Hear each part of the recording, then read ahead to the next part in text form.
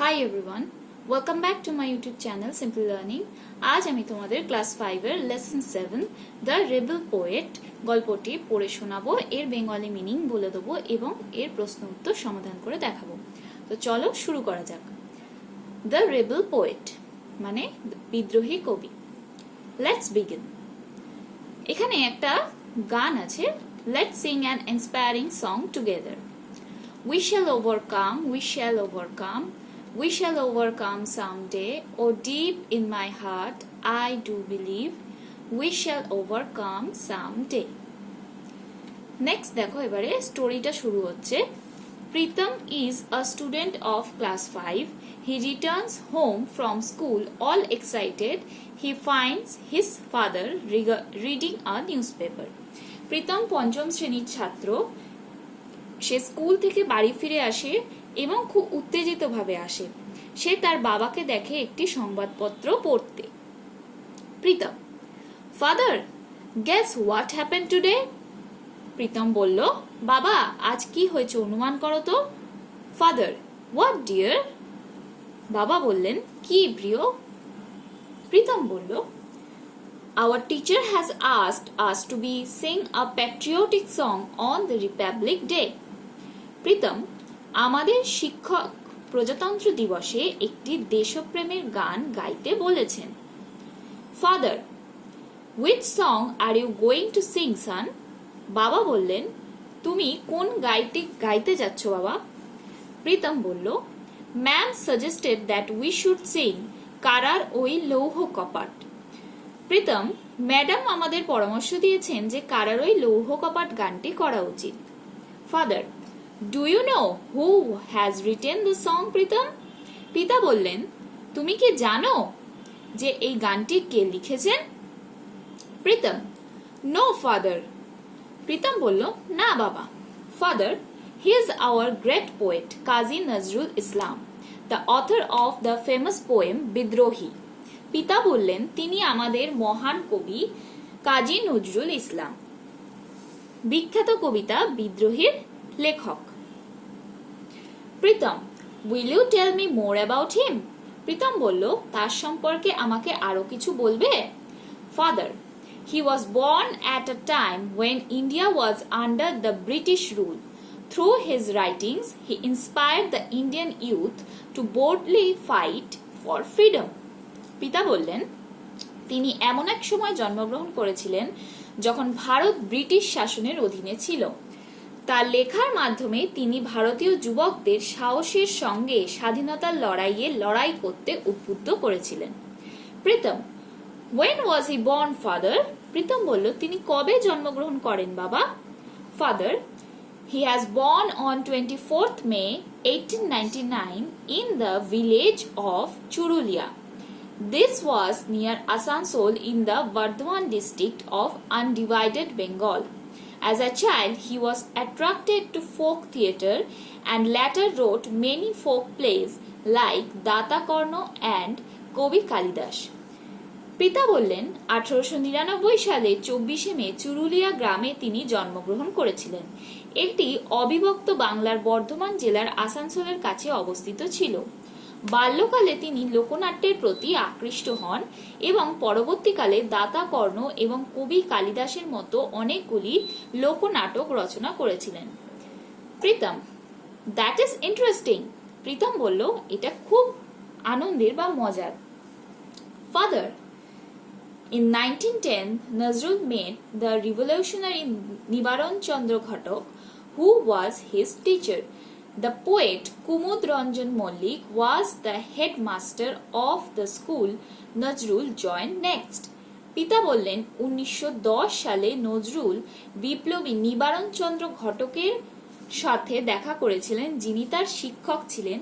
কবি কুমুদ রঞ্জন মল্লিক স্কুলের প্রধান শিক্ষক ছিলেন। নজরুল পরবর্তীতে যোগ দেন যে স্কুলে। এবারে চলো আমরা দেখে নিই পার্ট 2 তে কি আছে। Uncle Rahim enters the room. He joins in the conversation. চাচা রহিম ঘরে ঢুকলেন, তিনি কথোপকথনে যোগ দিলেন। Pritam, did Kumud Ranjan inspire him to write poems? Pritam বলল, কুমুদ রঞ্জন কি তাকে কবিতা লেখার জন্য অনুপ্রাণিত করেছিলেন? Father: Yes, but Nazrul was also influenced by Rabindranath and the Persian poets like Hafiz and Khayyam. পিতা: পিতা বললেন, হ্যাঁ, তবে নজরুল রবীন্দ্রনাথ এবং হাফিজ ও খাইয়ামের মতো পার্সিয়ান কবি দ্বারাও প্রভাবিত ছিলেন। Uncle Rahim: did you know that Nazrul joined the army under the British? চাচা রহিম বললেন, তুমি কি জানতে চাও বা তুমি কি জানো যে নজরুল ব্রিটিশদের অধীনে সেনাবাহিনীতে যোগ দিয়েছিলেন? He was in the 49th Bengal Regiment. After the First World War, the regiment was disbanded in 1920. So he came to Calcutta. তিনি 49তম বেঙ্গল রেজিমেন্টে ছিলেন। প্রথম বিশ্বযুদ্ধের পরে রেজিমেন্টটি 1920 সালে ভেঙে দেওয়া হয়েছিল, সুতরাং তিনি তখন কলকাতায় ফিরে আসেন। Father: At that time, Indians had risen against the British rule. Nazrul protested against the cruelty of the British in his own way. In fact, he also started writing poems, essays, and songs to voice his protest. He is the rebel poet of India. পিতা বললেন, সেই সময় ভারতীয়রা British শাসনের বিরুদ্ধে জেগে উঠেছিল। নজরুল তার নিজের মতো করে ব্রিটিশদের নিষ্ঠুরতার বিরুদ্ধে প্রতিবাদ করেছিলেন। প্রকৃতপক্ষে তিনি তার প্রতিবাদ জানাতে কবিতা, প্রবন্ধ এবং গান লিখতে শুরু করেছিলেন। তিনি হন ভারতের বিদ্রোহী কবি, বা তিনি ছিলেন ভারতের বিদ্রোহী কবি। Pritam: I hardly knew as much. Pritam বলল, আমি এত কিছু খুব কমই জানতাম। Father: You should read his poems like Kandari Hushiyar, Khea Parer Toroni, and also listen to his songs. The British were afraid that Nazrul's writings could instigate the Indian freedom fighters. পিতা বললেন, তোমার তার কান্ডারি হুঁশিয়ার, খেয়া পারের তরুণীর মতো কবিতা পড়া উচিত এবং তার গানগুলিও শোনা উচিত। ব্রিটিশরা ভয় পেয়েছিল যে নজরুলের লেখা ভারতীয় মুক্তিযোদ্ধাদের প্ররোচিত করতে পারে। Pritam: what did the British do? Pritam বলল, ব্রিটিশরা কি করেছিল? Uncle Rahim: the British grew perturbed. চাচা রহিম বললেন, ব্রিটিশরা হতবাক হয়ে পড়েছিল। Father: In 1922, Nazrul started a magazine, Dhumketu, where he published Anandamoyir Agamone, a poem. পিতা বললেন, 1922 সালে নজরুল ধূমকেতু নামে একটি পত্রিকা শুরু করেছিলেন, যেখানে তিনি আনন্দময়ীর আগমনে কবিতা প্রকাশ করেছিলেন। Uncle Rahim: The British raided the office of Dhumketu. The poet was arrested from Kumilla. চাচা রহিম বললেন, ব্রিটিশরা ধূমকেতু অফিসে অভিযান চালায়, কুমিল্লা থেকে কবিকে গ্রেপ্তার করা হয়েছিল। Pritam: what happened then? Pritam বলল, তারপরে কি হলো? Father: he was transferred to the Hooghly jail and there he began fasting. It was his way of protesting against the torture of the British. পিতা বললেন, তাকে হুগলি কারাগারে স্থানান্তরিত করা হয়েছিল এবং সেখানে তিনি অনশন শুরু করেছিলেন। এটি ছিল ব্রিটিশদের অত্যাচারের বিরুদ্ধে তার প্রতিবাদ করার পদ্ধতি। Pritam: for how many days did he fast father? Pritam বলল, তিনি কতদিন অনশন রেখেছিলেন বাবা? Father: he fasted for more than a month. In December 1923 he was released from jail. পিতা বললেন, তিনি 1 মাসেরও বেশি সময় ধরে অনশন রেখেছিলেন। 1933 সালের ডিসেম্বর মাসে তিনি জেল থেকে মুক্তি পান।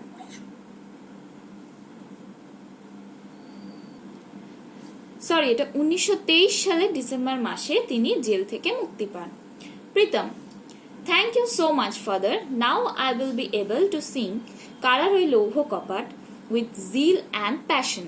I am so proud that the teacher has selected me for singing. Pritam বলল, আপনাকে অনেক ধন্যবাদ বাবা। এখন আমি উৎসাহ এবং আবেগের সাথে কারার ওই লৌহ কপাট গানটি গাইতে সক্ষম হব। আমি খুবই গর্বিত যে শিক্ষক মহাশয় আমাকে এই গানের জন্য বেছে নিয়েছেন। Uncle Rahim: then let's hear you sing. We will sing along with you as well. চাচা রহিম বললেন, তাহলে আমরাও তোমার গান শুনি এবং আমরাও তোমার সাথে গান গাইবো। আশা করি প্রত্যেকে বুঝতে পেরেছো। চলো তাহলে আমরা এর যে কোয়েশ্চেন অ্যান্সার গুলো রয়েছে সেগুলো সলভ করে নিই। দেখো ফার্স্ট যে কোয়েশ্চেনটি আছে activity 1, complete the following sentences. Pritam was to sing the song dash, এটি হবে কারারই লৌহ কপাট। Nazrul was born in dash, এটি হবে the village of Churulia in 1899। Next আছে Bardhaman district is in dash, এটি হবে ওয়েস্ট বেঙ্গল। নেক্সট আছে activity 2, answer the following questions. First, was India independent when Nazrul was born? Answer হবে no, India was under the British rule when Nazrul was born. Next আছে name some of the folk plays that young Nazrul had written. এর answer হবে young Nazrul had written some of the folk plays that are the Datakarna and Kabi Kalidas. Next আছে who was Nazrul's teacher. এর answer হবে Nibaran Chandra Ghatak was Nazrul's teacher. Next আছে who was Kumud Ranjan Mallick. এর answer হবে Kumud Ranjan Mallick was the headmaster of the school where Nazrul join. Next আছে activity 3, tick the right answer. His poem inspired the youth. Option A আছে to fight the British, option B আছে to help the British, option C আছে to talk to the British. এটি হবে to fight the British. Next আছে a poem that he wrote was. Option A খেয়াপাড়ের তরণী, option B প্রশ্ন এবং option C বোধ। এটি হবে খেয়াপাড়ের তরণী। নেক্সট আছে Nazrul was called. Option A the fiery poet, option B the rebel poet, option C the inspired poet. এটি হবে দ্য রেবেল পোয়েট। নেক্সট যে কোয়েশ্চেন আছে activity 4, write T for true and F for false statement. A, Nazrul was born when India was still under the British rule. এটি হবে true. Nazrul was not attract to folk theatre. এটি হবে false. Next আছে in school Nazrul made the great poet Kumud Ranjan Mallick. এটি হবে true. Next আছে Nazrul serve the Indian army under British rule. এটি হবে ট্রু। নেক্সট আছে নজরুল ফাস্টেড ফর 30 days। এটি হবে ফলস।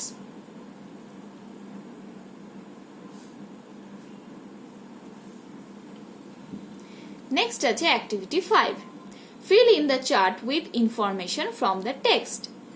ফার্স্ট দেখো রয়েছে 1910, Nazrul made the revolutionary Nibaran Chandra Ghatak, who was his teacher. 1920, the regiment was disbanded. 1922, Nazrul started a magazine Dhumketu where he published Anandamoyir Agamone, a poem. 1923, Nazrul was released from jail. Activity 6, answer the following question. A, who inspired Nazrul to write poems? Answer, Kumud Ranjan Mullik inspired Nazrul to write poems. Why did Nazrul have to leave the army? এর answer হবে in 1920 the regiment was disbanded, so Nazrul had to leave the army. Next আছে in which magazine was the poem Anandamoyir Agamone published? Answer, the poem Anandamoyir Agamone published in Dhumketu magazine. Next আছে why did Nazrul start fasting? এর answer, Nazrul started fasting because it was his way of protesting against the torture of the British. Next আছে activity 7A, underline the adverbs in the following sentences, group them under adverb of manner, adverb of time and adverb of place. Next, first দেখো যেটা রয়েছে now I will go to the school, এটি হবে now. Next আছে he sat beside me, এটি হবে beside. Next আছে he will watch a play tomorrow, এটি হবে tomorrow. Next আছে she eagerly waited for the result, এটি হবে eagerly. Next আছে the train moved slowly out of the station, এটি হবে slowly. Next আছে we won the match yesterday, এটি হবে yesterday. Next আছে come here, এটি হবে here. Next আছে I shall gladly do it, এটি হবে gladly. এবারে দেখো যেভাবে আগে সাজাতে বলেছিল সেইভাবে সাজানো রয়েছে. Let's classify the adverbs in the following chart. Adverb of time কোনটি হবে? Now, tomorrow, yesterday. And adverb of manner হবে eagerly, slowly, gladly. Adverb of place হবে beside and here. Next আছে activity 8. Let's learn how to paint pots.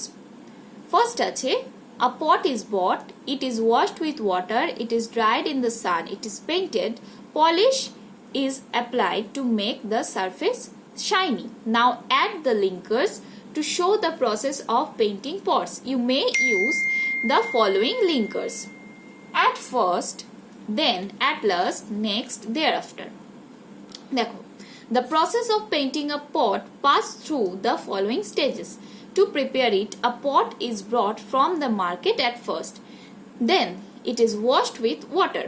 Next, it is dried in the sun. Thereafter, it is well painted. At last, polish is applied to make the surface shiny. Next আছে activity 9. Write 8 sentences about the childhood of Rabindranath Tagore. Here are some points.